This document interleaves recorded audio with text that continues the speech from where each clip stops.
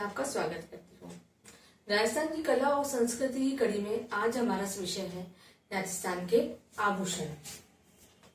जैसा कि आप सभी लोग जानते हैं कि आभूषण सदियों से स्त्री और पुरुष दोनों के सौंदर्य की शोभा को बढ़ाने का साधन रहे हैं।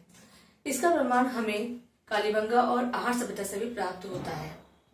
इसके पीछे वैज्ञानिक तथ्य भी छिपा हुआ है और वो यह है कि हमारे शरीर में कुल 107 गर्म स्थान होते हैं जिस पर दबाव पड़ने से रोगों की चिकित्सा हो जाती है और ये दबाव आभूषणों के माध्यम से ही पड़ता है। आभूषणों के बारे में जानने से पहले हमें इसके पीछे छिपे तथ्यों के बारे में जानना आवश्यक है, जो कि परीक्षा की दृष्टि से बहुत ही अधिक उपयोगी है। तो सबसे पहले हम जिन तथ्यों के बारे में बात करेंगे वे हैं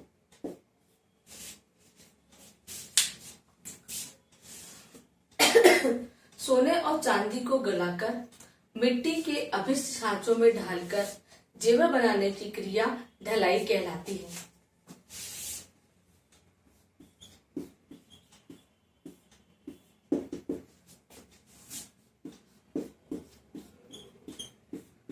सोने में चांदी को गलाकर और मिट्टी के अभिष्ट सांचों में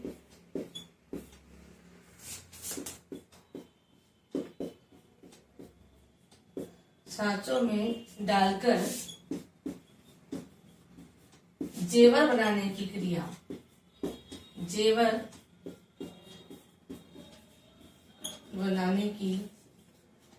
को क्या कहते हैं? ढलाई कहते हैं। दूसरा है सुनार अपने दुकान का कचरा और अंगीठी की राख दोनों को एक ही स्थान पर एकत्र करता है, जिसे नियारा कहा जाता है। नियारा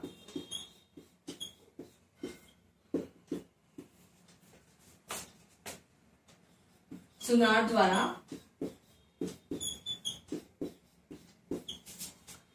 द्वारा अपने दुकान का कचरा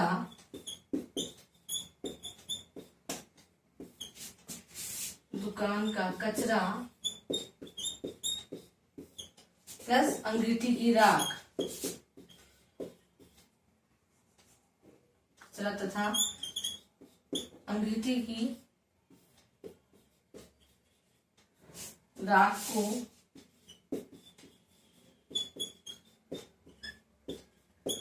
एक स्थान पर एकत्रित करता है।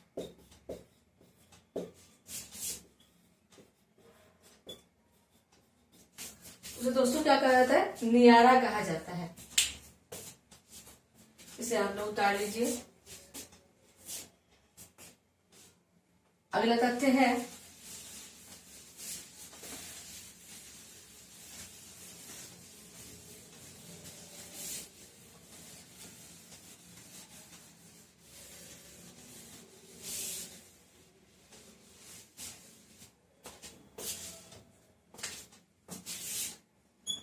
तीसरे नंबर पे हम बात करेंगे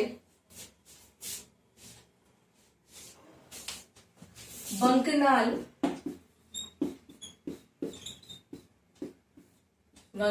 या नाल्यो।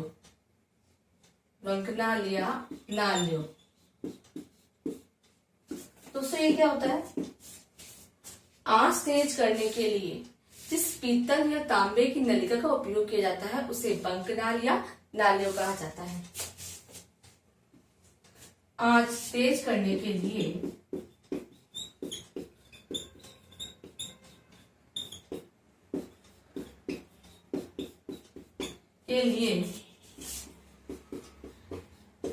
जिस तांबे या पीतल की नलिका का आंच तेज करने के लिए तांबे या पीतल की नलिका, इसे क्या कहते हैं? बंकनाल कहते हैं। अगला तथ्य है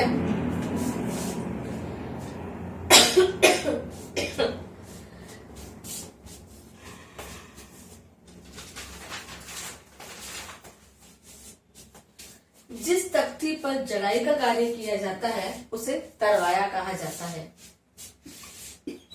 तरवाया, तरवाया या तरवाया कहा जाता है। जिस तख्ती पर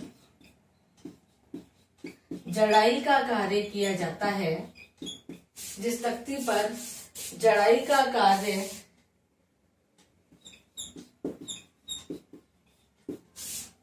कार्य किया जाता है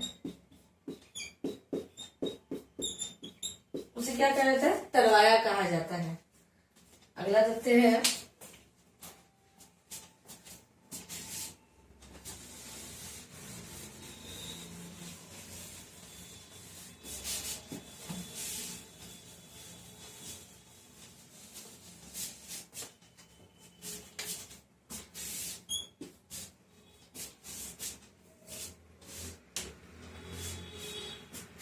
नगों की जड़ाई के लिए जो गड्ढा करने का औजार होता है उसे पोगर कहते हैं। दोस्तों पोगर किसे कहते हैं? पोगर होता है नगों की जड़ाई के लिए गड्ढा करने का औजार पोगर कहलाता है। नगों की जड़ाई के लिए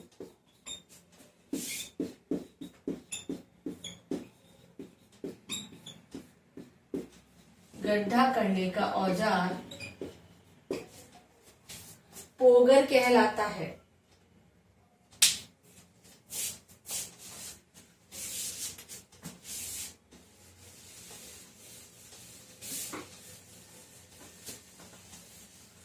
दोस्तों ये थे हमारे वे तथ्य जो हमने शायद ही कभी सुने होंगे।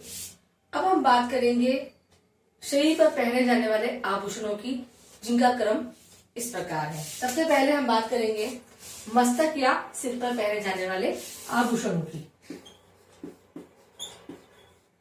मस्तक या सिर, इसमें सबसे पहले नाम आता है टीडी भलको। टीडी भलको। दूसरे नंबर पे सिरमांग।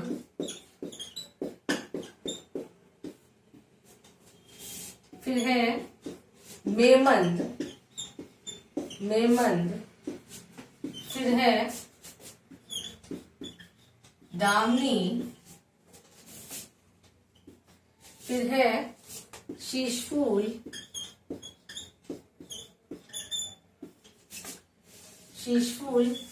शीशफूल बाद बारी आती है रखड़ी या राखड़ी। रखड़ी के बाद में साखली।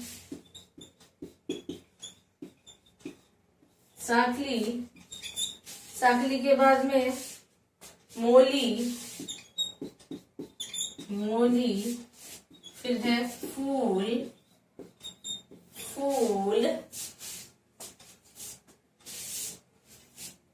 फिर है बोलो।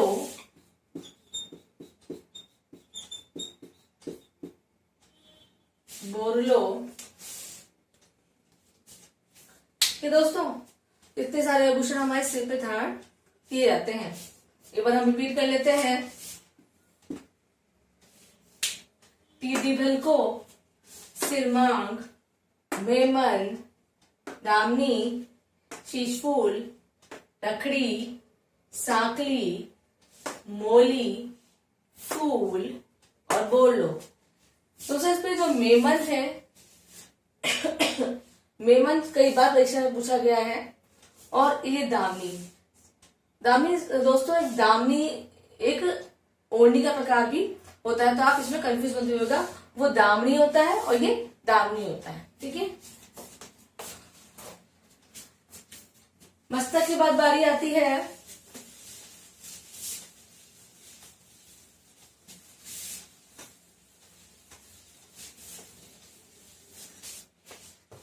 आंख की।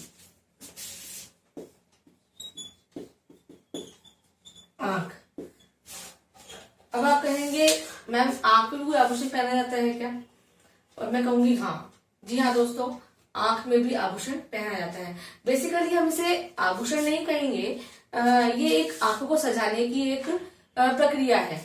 तो इसमें नाम आता है बादली का, बादली।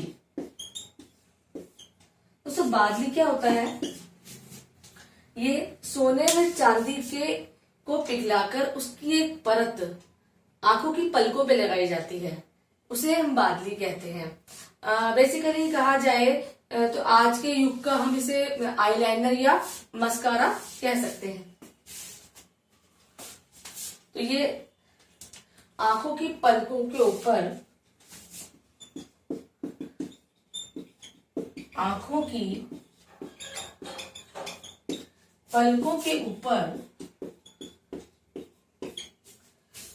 सोने व चांदी के घोल की, पलकों के ऊपर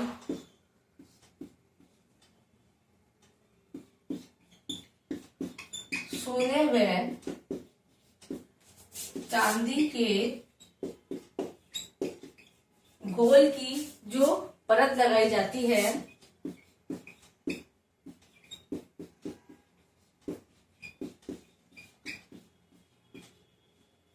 वो बादली कहलाती है।